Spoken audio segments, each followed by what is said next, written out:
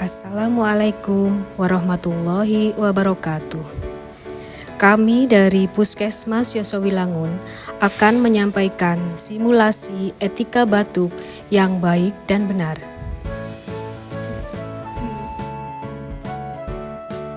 1. Gunakan tisu. 2.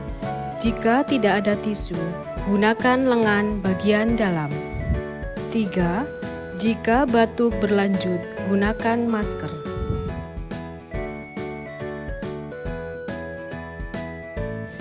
Kemudian buang masker dengan benar ke tempat sampah.